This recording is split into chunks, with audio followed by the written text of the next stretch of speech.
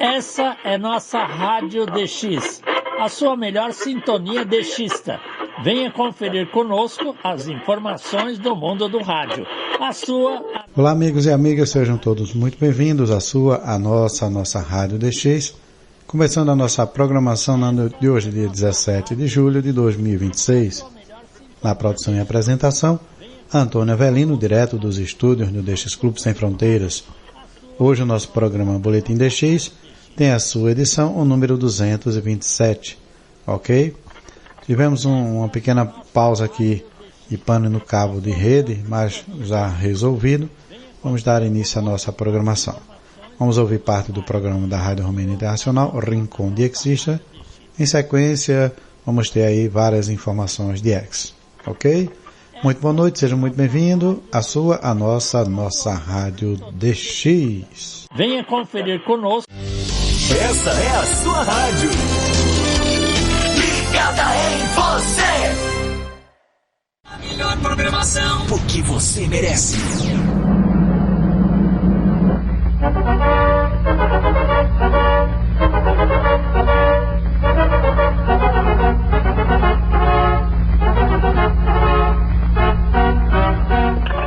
Aqui é José Nogueira, do Clube do Rádio, o registro vivo da história do rádio no Brasil.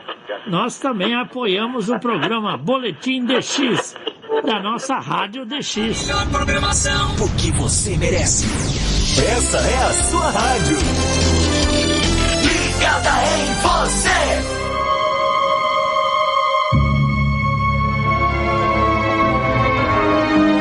Este es el Rincón de Exista de Radio Rumanía Internacional.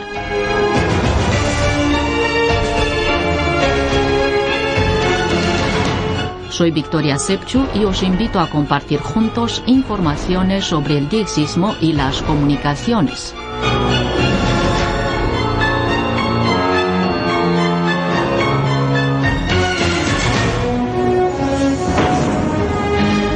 Muy buenas noches, queridos amigos. Gracias por todo el apoyo y las colaboraciones recibidas. Estos son los temas de hoy. Empezamos con la colaboración de Célio Romais desde Pancas, en el estado de Espíritu Santo, Brasil. Un hecho interesante ocurre con la transmisión de servicio mundial de la BBC de Londres en la frecuencia de 21.565 kHz a partir de las 12 horas UTC. La señal de la emisora, que tiene como destino Indonesia, ha llegado a América del Sur por dos direcciones diferentes, emitida por la estación repetidora de Madagascar. Según Sergio Partamián de Mariporá, Sao Paulo, Brasil, el fenómeno se presenta al oyente como un eco.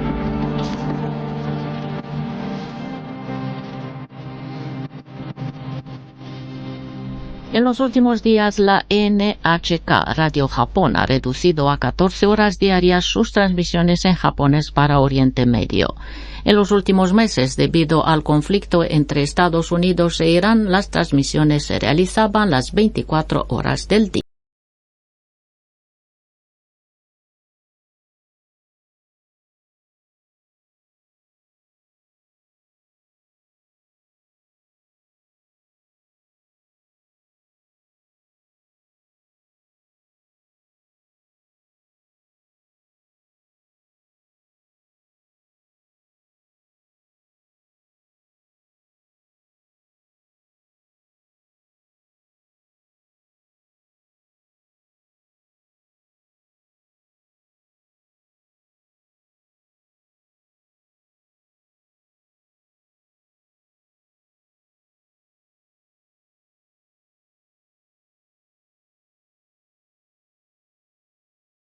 De 1980 y 1990, La Voz de Grecia transmitía en onda corta en varios idiomas, incluidos el portugués y el español.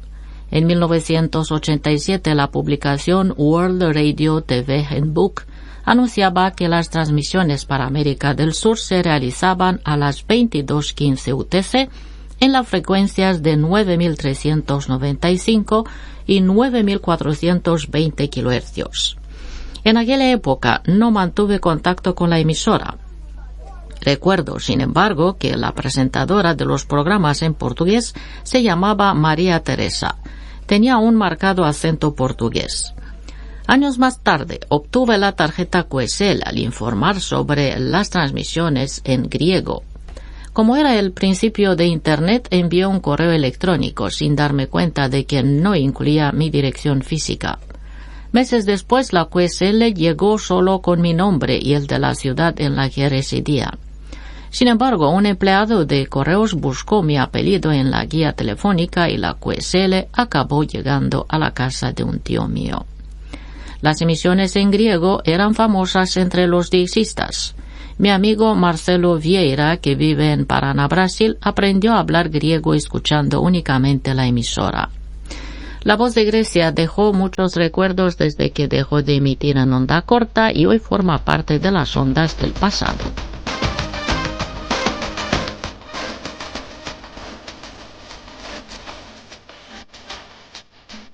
A continuación veremos los mensajes, comentarios y datos técnicos de nuestros oyentes. Robinson Mosquera García nos envió este mensaje.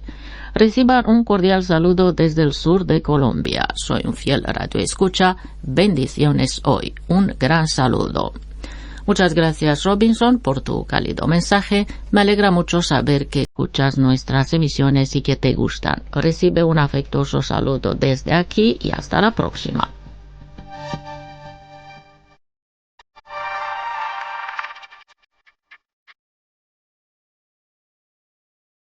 Celio Maish nos ha enviado los datos de su informe el siguiente mensaje. Con inmensa satisfacción les informo de que he escuchado su emisora Radio Rumanía Internacional aquí en Pacas, Espíritu Santo, Brasil, transmitiendo en español en la frecuencia de 13.600 kHz, en la banda de 22 metros de onda corta.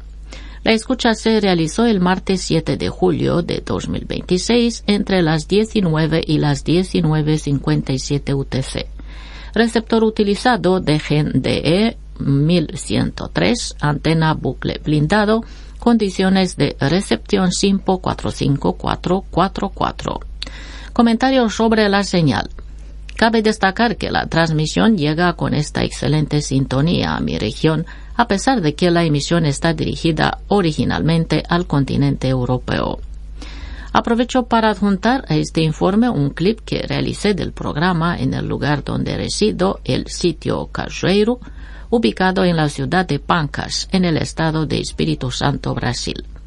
También les adjunto algunas fotografías de este lugar. Muchas gracias, amigo Celio, por estos datos y por tu colaboración semanal con este programa que aprecio mucho y que supone un gran apoyo para mí. Muchas gracias también por las fotos. Recibe un fuerte abrazo desde aquí, querido amigo, y hasta pronto.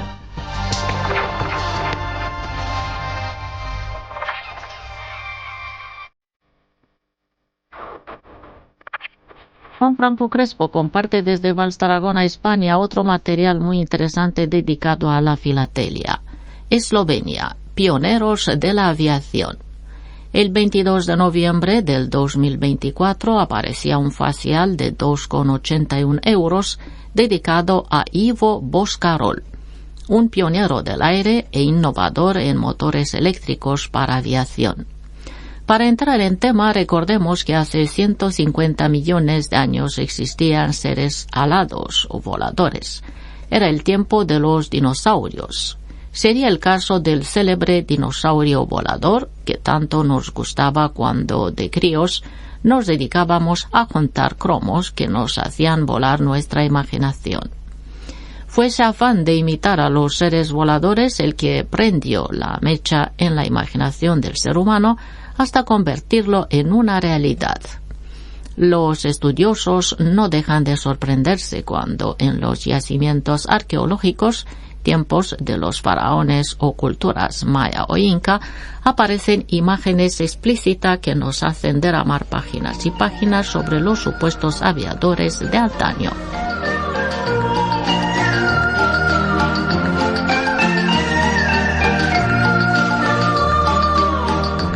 No falta material para tratar de explicar determinados hechos que hacen cuestionar todo el conocimiento humano que nos lleva a aquella máxima. Más sabes, más ignoras. Pongamos los pies en tierra y volvamos a los principios de la aviación que en cierta medida nos legó el genial Leonardo da Vinci con sus famosos grabados o diseños. Desde el 16 hasta hoy, el sector de la aeronáutica no se ha parado, está en constante evolución. El siguiente paso nos llegaría con los globos de los hermanos Montgolfier sobre París en 1783, y algo más de un siglo después se añadía Otto Lilienthal, era 1896. Ahora la incorporación no tardaría tanto, pues en 1903 serían los hermanos Wright los que pondrían la primera piedra de la aviación moderna, y sobre la que se fue cimentando el inexorable avance a nivel planetario, convirtiéndose en un sector de éxito sin fronteras que, a pesar de los desastres o el mal uso de determinados ingenios empleados como armas, el caso de los modernos drones o vehículos aéreos no tripulados, que a veces ocurren, el sector ofrece uno de los sistemas de transporte más rápido y seguro de cuantos creó el ser humano.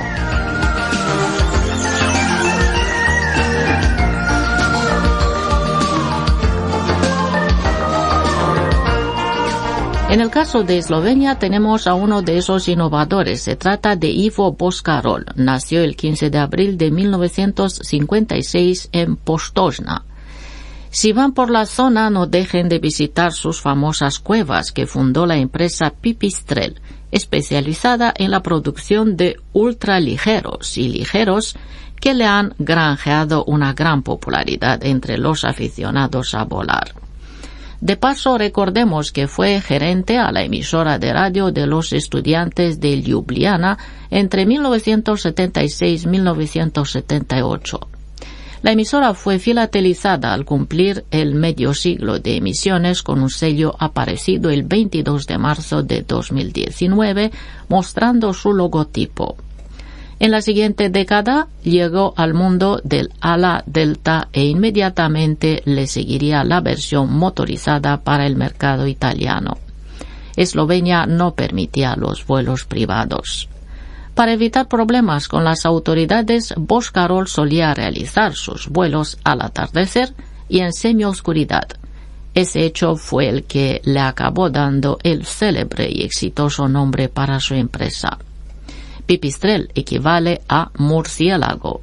Sería una exitosa marca comercial a nivel global y acabó dándole el espaldarazo definitivo en la célebre fiesta de la aeronáutica de Friedrichshafen en 1995, que lo catapultó hasta la mismísima NASA.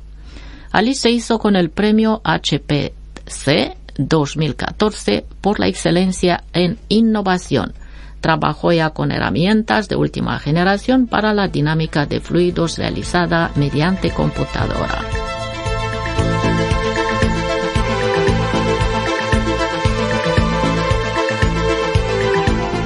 Con el Pipistrel se alzó con el título de campeón del mundo, realizó varios vuelos alrededor de la Tierra y logró 11 récords mundiales que le catapultaron a numerosos galardones, incluido el de doctor honoris causa por la Universidad de Nova Gorica.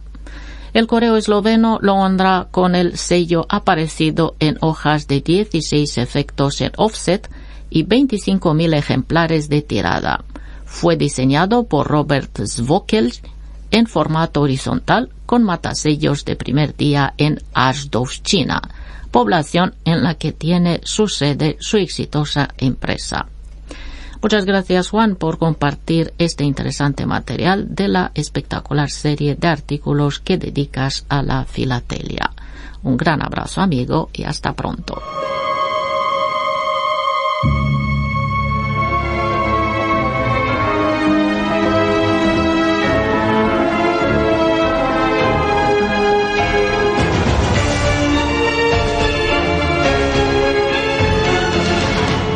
Gracias por vuestra atención, amigos. Os deseo buenas escuchas y que tengáis una semana muy feliz.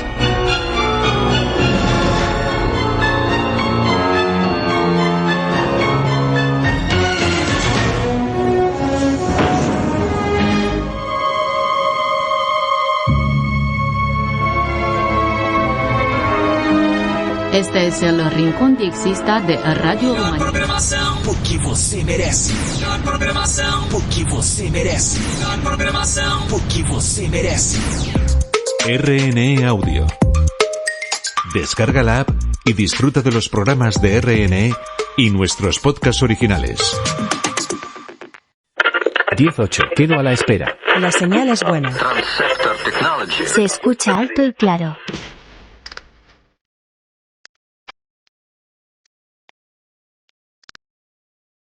Saludos desde Madrid, España. Os habla Juan San Ildefonso. Bienvenidos a Amigos de la Onda Corta. En onda corta, vía satélite y en Internet. Radio Exterior. La emisora internacional de Radio Nacional de España. La onda media, conocida también como frecuencia media, del inglés medium frequency, es la banda del espectro electromagnético que ocupa el rango de frecuencias de 300 kHz a 3 MHz. El principal uso de esta banda está normalizado por la Unión Internacional de Telecomunicaciones para el servicio de radiodifusión sonora terrestre. La onda media se convirtió pronto en el gran vehículo de información para millones de personas. Durante las décadas de los años 30, 40 y 50, la onda media vivió su edad dorada. Las familias se reunían alrededor del receptor para escuchar radionovelas, boletines de noticias, música en directo y los primeros programas de entretenimiento. Para muchos, la radio fue un descubrimiento casi mágico, una ventana al mundo que cabía en una caja de madera.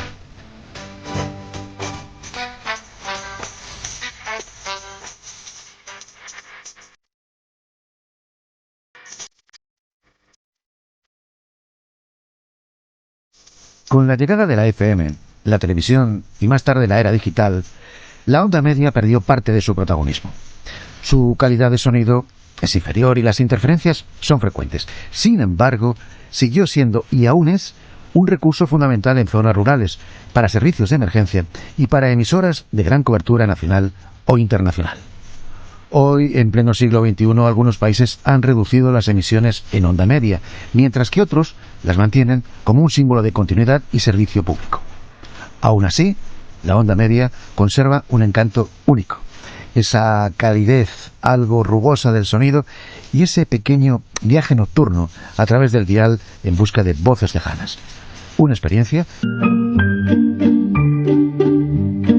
Radio Nacional de España. Primeras emisiones.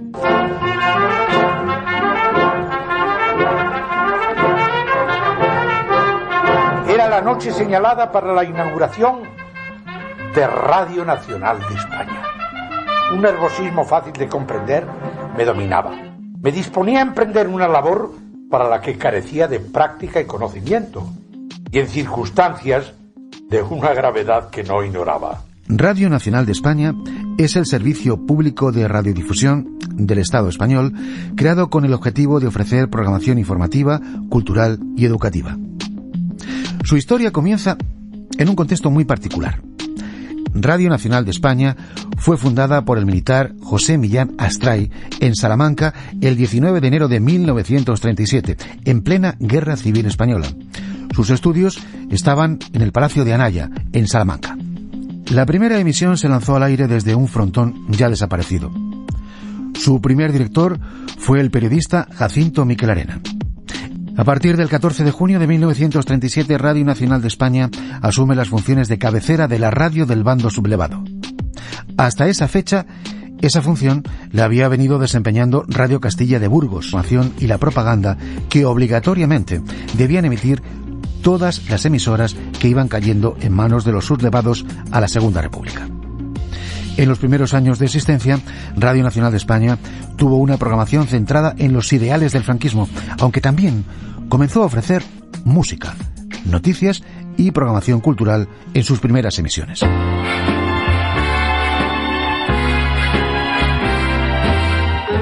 Radio Nacional de España en la posguerra.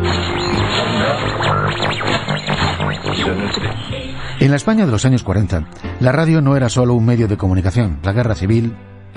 Las calles estaban llenas de silencios, pero en los hogares, en los cafés y en los talleres, la radio empezaba a convertirse en una compañía imprescindible. La tecnología era sencilla, casi artesanal. Muchos receptores funcionaban con válvulas que tardaban unos minutos en calentarse. La familia se reunía alrededor del aparato como si se tratara de un miembro más del hogar. Ajustar el dial era un ritual, mover la rueda despacio, escuchar el zumbido y las interferencias hasta encontrar la emisora deseada.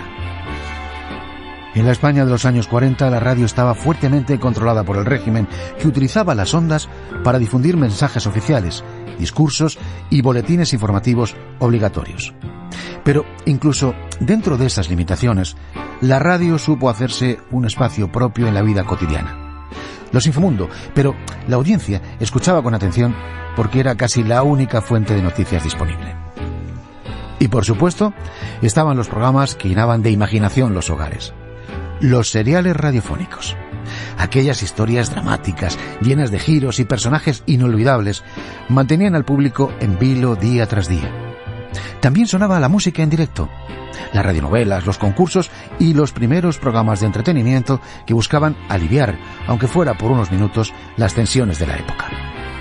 La radio de los 40 fue también un espacio para las voces que marcaron una generación. Locutores y locutoras cuya dicción impecable y tono solemne se convirtieron en referentes. Su estilo pausado y muy formal reflejaba la solemnidad de aquellos años.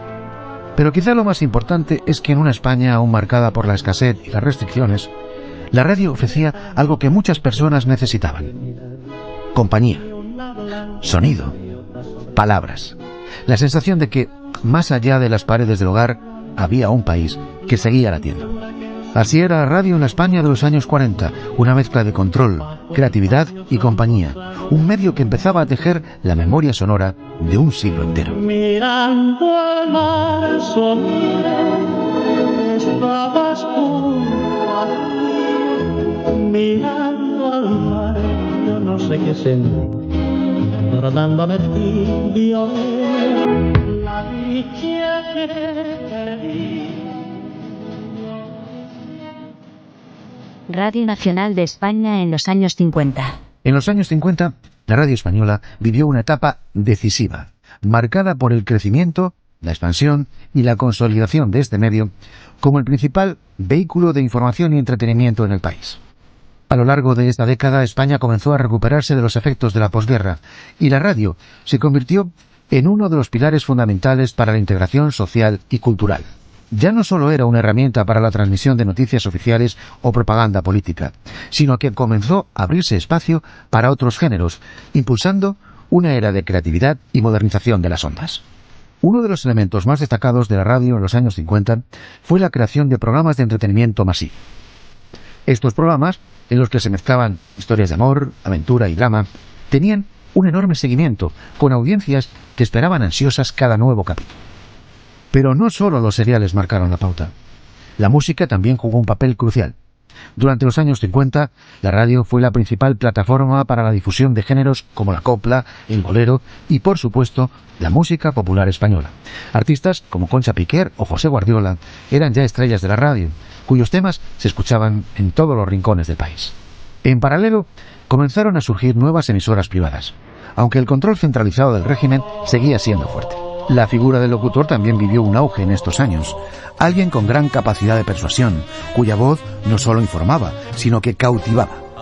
El estilo de locución, con su tono solemne y su dicción perfecta, era el reflejo de una época que buscaba... Todos muito bem-vindos a mais uma análise detalhada. Hoje, a gente vai explorar a fundo um dos mistérios mais fascinantes da física e da engenharia de telecomunicações. Porque, afinal de contas, os sinais de rádio enfraquecem à medida que a distância aumenta? Para quem sempre quis entender a verdadeira essência de como a energia viaja sem fio, esta nossa conversa vai desconstruir completamente o invisível. Vamos deixar de lado os achismos e mergulhar com muito rigor na matemática e na física que ditam as regras da propagação, da potência e da intensidade. Vai ser uma jornada bem estruturada, acompanhando o sinal desde o transmissor até chegar lá no receptor. Vamos lá?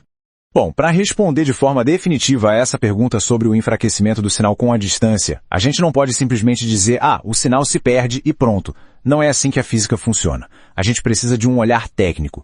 Isso significa investigar a fundo a potência, a intensidade, como se dá essa propagação num espaço livre, comparar isso com um som e, claro, desvendar aquela matemática famosa dos decibéis. São todos elementos que trabalham juntos para explicar como as antenas se comportam de verdade no mundo real. E o primeiro grande conceito que a gente precisa colocar na mesa é o seguinte: a potência transmitida não desaparece num passe de mágica. A energia do universo não é destruída. O que acontece é que ela se distribui. Vamos pensar na exata mesma quantidade de energia saindo do transmissor. Conforme ela vai viajando, ela é literalmente forçada a cobrir uma área geométrica cada vez maior. Então temos uma altíssima concentração de energia ali pertinho da fonte, mas conforme a gente vai se afastando, rola uma diluição severa. É exatamente como pegar uma colher de manteiga e tentar passar em fatias de pão cada vez maiores. Inevitavelmente, a camada de manteiga vai ficando cada vez mais fina, né? Mas aí vem a pergunta: do que essa manteiga, ou melhor, do que essa energia radiante é feita? Vamos dar uma olhada na anatomia de uma onda eletromagnética. A gente tem um campo elétrico, que chamamos pela letra E, e o campo magnético, a letra H. Eles oscilam de forma totalmente perpendicular um ao outro, formando um ângulo de 90 graus. E não só isso, os dois são perpendiculares à direção em que a onda está viajando. Para descrever como essa energia é transportada pelo vácuo, a física usa uma ferramenta incrível chamada vetor de Poynting. Matematicamente, esse vetor, o S, é o produto vetorial entre E e H. É ele quem carrega a energia radiante pelo espaço. E tem um ponto prático sensacional nisso tudo, que é como a gente traduz essa onda invisível para o tamanho físico das coisas, usando a fórmula do comprimento de onda. A matemática nos diz que o comprimento de onda, o famoso lambda, é igual à velocidade da luz, a letra C, dividida pela frequência, F. Vamos colocar números nisso. Para uma frequência bem comum de 100 MHz, se a gente dividir a velocidade da luz por esse valor, o resultado é um comprimento de onda exato de 3 metros. Na engenharia prática, isso quer dizer que se formos construir um dipolo de meia onda perfeito para essa frequência, ele precisaria ter fisicamente cerca de 1,5 metro de ponta a ponta para ressoar perfeitamente. E quando a gente olha para um sistema de rádio completo, vemos todas essas teorias se encaixando perfeitamente. O caminho da transmissão é muito preciso. A brincadeira começa lá no transmissor, viaja por toda a linha de transmissão, até chegar na antena de transmissão, a famosa TX. E é bem aí que rola uma verdadeira mágica da física. A energia elétrica que estava presa, confinada nos cabos, é convertida em ondas eletromagnéticas livres pelo espaço. Essas ondas atravessam o espaço até finalmente baterem na antena de recepção, a RX, onde todo esse processo acontece de trás para frente para alimentar o receptor com energia elétrica de novo. Agora, para a gente conseguir medir com precisão o que sai desse transmissor, é absolutamente vital definir o que é potência de verdade. Na física clássica, a potência, o P, é a variação de energia, que a gente chama de ΔE, dividida pela variação do tempo, o ΔT. Trocando em miúdos, é a taxa de transferência. Então, quando a gente lê no manual que um equipamento tem uma potência de 10 watts, o que a gente está afirmando é que ele cospe exatamente 10 joules de energia a cada 1 segundo contínuo. É super importante a partir daqui a gente separar bem na cabeça. Potência transmitida pela fonte é uma coisa, potência que chega lá na recepção é outra história. E para fazer essa ponte entre o que é emitido e o que é recebido, a gente precisa falar sobre a intensidade. A intensidade nada mais é do que a potência dividida por uma área específica perpendicular à propagação da onda. A unidade de medida oficial é o watt por metro quadrado. O que isso significa na vida real? Representa a quantidade exatinha de watts que está atravessando cada quadrado de 1 metro por 1 metro no espaço geométrico. Basicamente, é a medida de quão compactada, de quão densa está essa energia fluindo. Só para a gente manter a nomenclatura certinha e não ter confusão, é legal esclarecer um termo. Quando a gente conversa com o pessoal de física de radiofrequência e da engenharia de telecomunicações, essa intensidade costuma ganhar um nome de batismo específico, densidade de potência. A gente representa isso pela letra S. A fórmula não muda, continua sendo potência sobre área, P sobre A, medida em watts por metro quadrado. Mas de agora em diante, sempre que formos falar da força desse sinal surfando pelo espaço, vamos usar esse termo oficial, densidade de potência.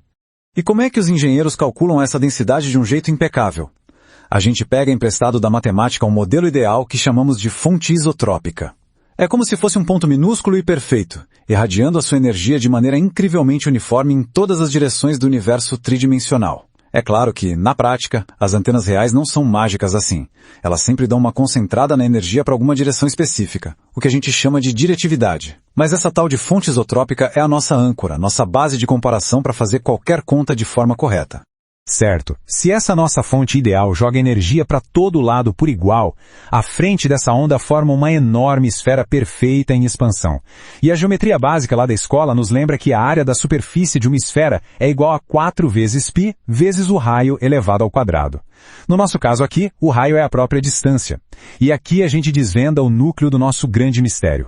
Conforme a gente vai se afastando, aquela mesmíssima potência em watts do transmissor é implacavelmente diluída, esticada por uma superfície esférica que não para de crescer de forma acelerada.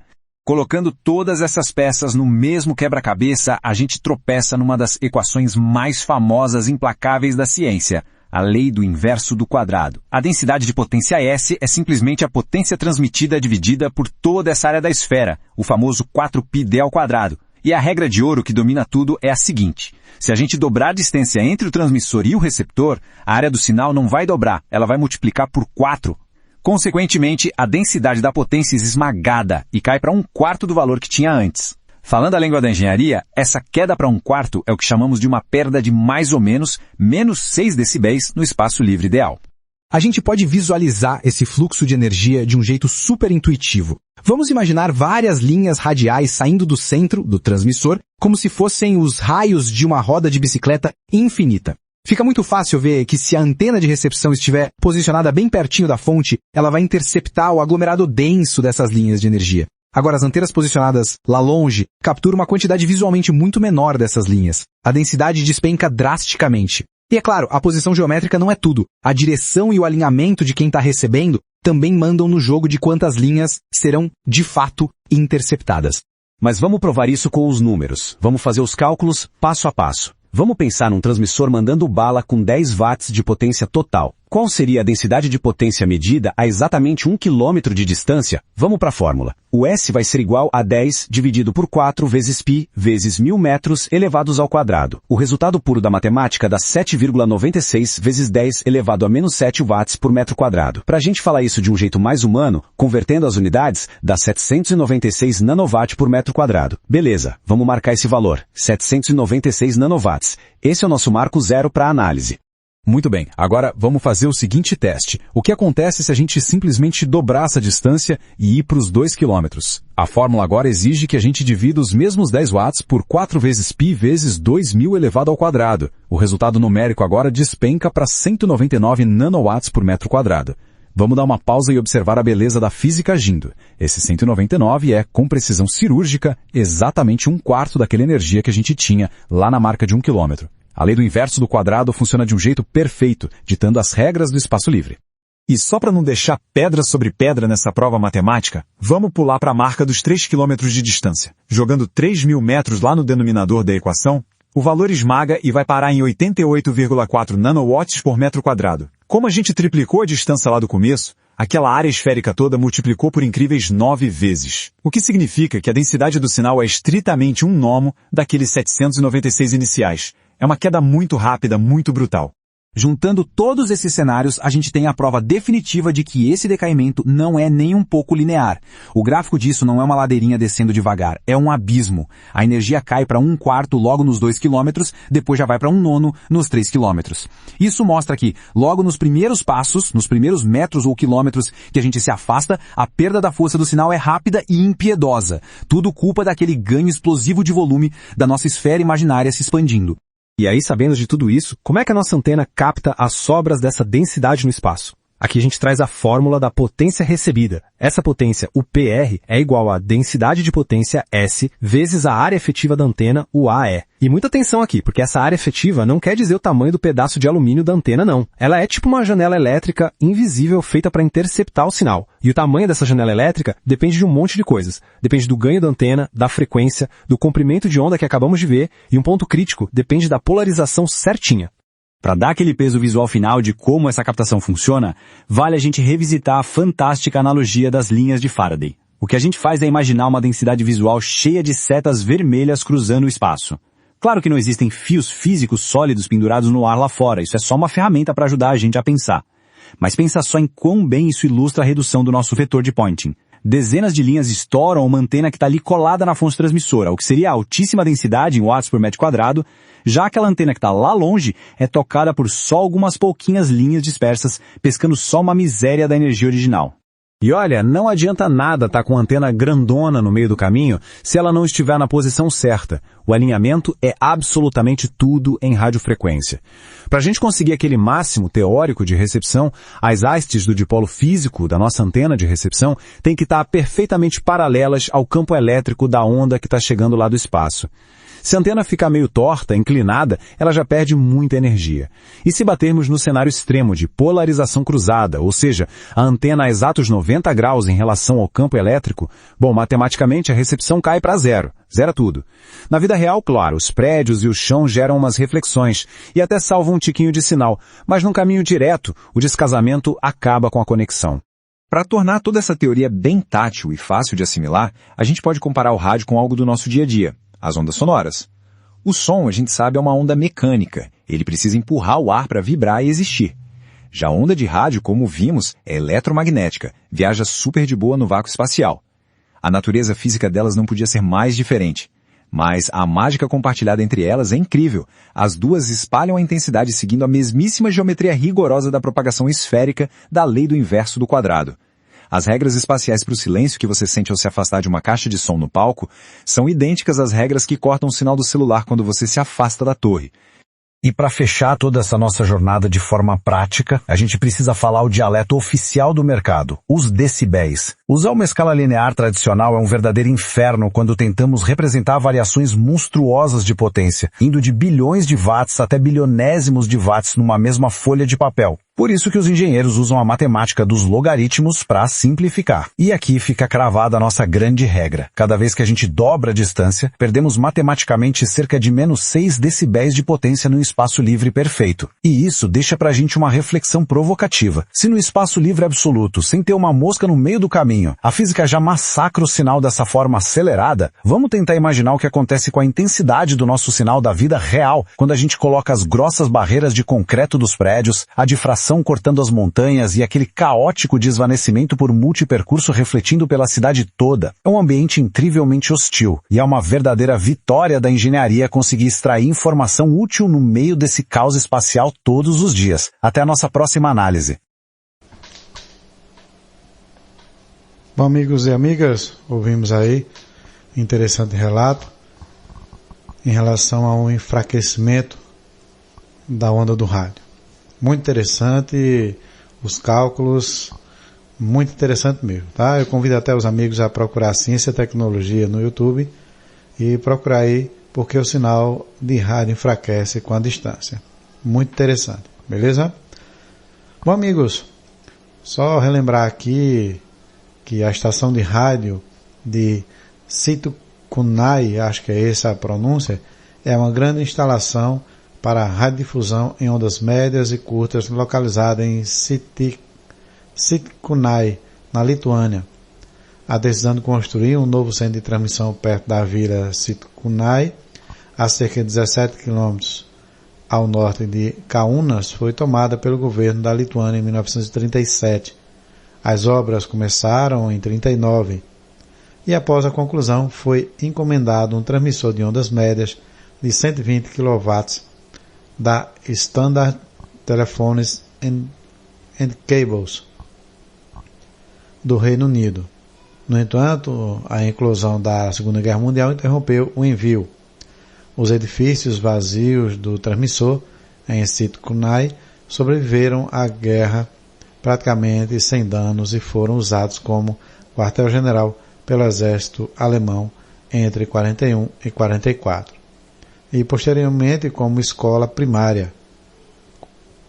Como a Lituânia soviética tinha uma cobertura deficiente de sinais de rádio, as autoridades soviéticas decidiram continuar as obras em Sitkunai e transformar o local em um importante centro de transmissão de ondas curtas e médias. Durante os anos de 1951 e 1952, 2 transmissores de ondas curtas de 50 kW desmontados de uma instalação de serviços públicos da Alemanha Oriental, como reparações de guerra, foram instalados em Sitkunai. Várias antenas de cortina foram erguidas e um transmissor de ondas médias de 150 kW, 665 kHz foi instalado. Durante os eventos de janeiro de 1991, a estação de rádio de Sitkunai estava entre os locais de transmissão que transmitiram para o mundo sobre as ações militares soviéticas em Vilnius, quando 14 civis foram mortos e mais de 600 ficaram feridos. Atualmente, a estação de rádio Sitkunai transmite em 3 frequências na faixa de ondas médias, utilizando os 2 transmissores, um Chitom de fabricação russa com 150 kW instalado em 1964 e um Vir de fabricação russa com 500 kW instalado em 1977. E as seguintes antenas, um macho estyle de 257 metros de altura, 2 machos estáios de 238 metros de altura e 2 machos de 150 metros de altura. Para transmissões em ondas curtas, utiliza-se um transmissor Continental 418F de 100 kW, juntamente com 4 antenas, 3 conjuntos de dipolos horizontais com directividade de 259, 79, 310 graus e um dipolo de directividade de 259/79 graus. A estação potente e é operada pelo Centro Nacional de Rádio e Televisão da Lituânia. Então, muito interessante esse relato. E aqui vamos ouvir um intervalo de sinal da Rádio Vilnius, da Lituânia.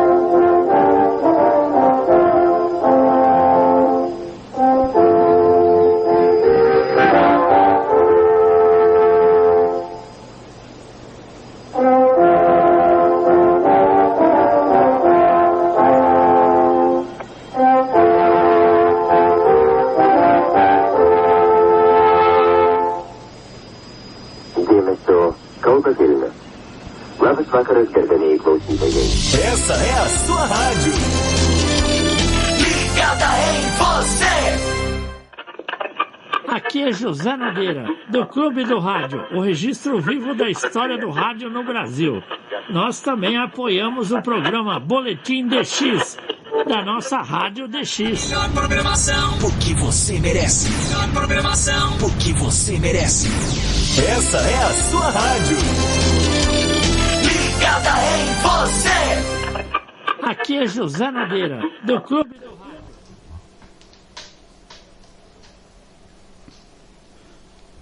Bom, amigos, tentei colocar um áudio aqui, mas não quis pegar. Deixa eu ver novamente o que houve.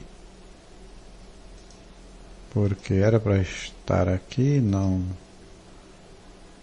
veio. Ora, pois. Mas tranquilo, vamos lá. Ouvimos aí o sinal de intervalo de uma das grandes emissoras lá da Lituânia. Quero trazer também para os amigos uma informação bem interessante em relação às transmissões em AM de São Paulo. Um amigo postou uma informação, eu gostaria de repassar também para os amigos.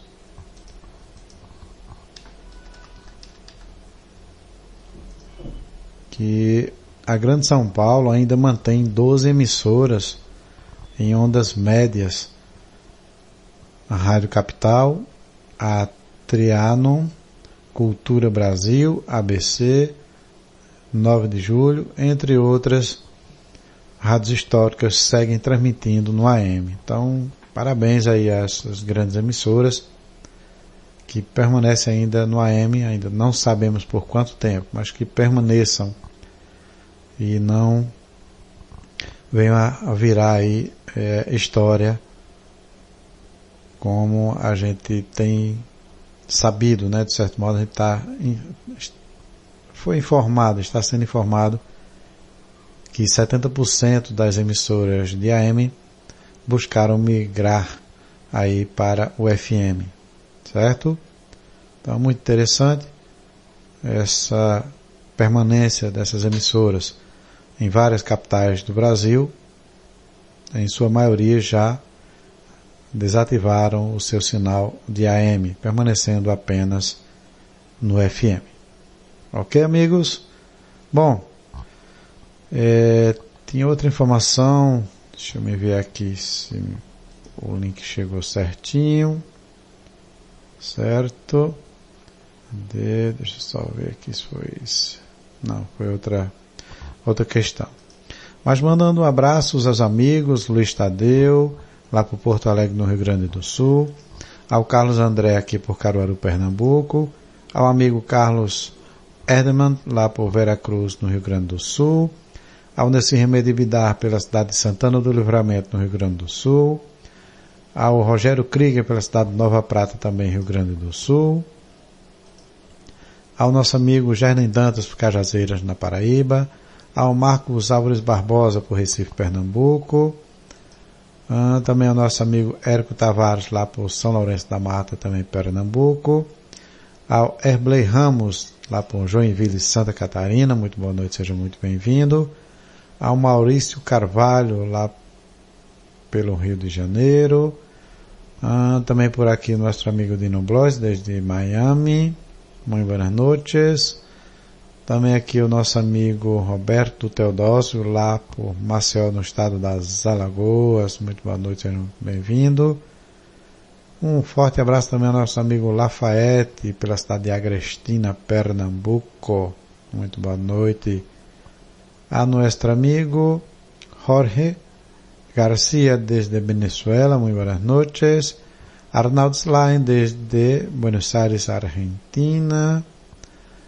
Ao nosso amigo Ezequiel, lá por São Paulo, o nosso amigo Gustavo, lá por Cabo de Santo Agostinho, muito boa noite, seja muito bem-vindo.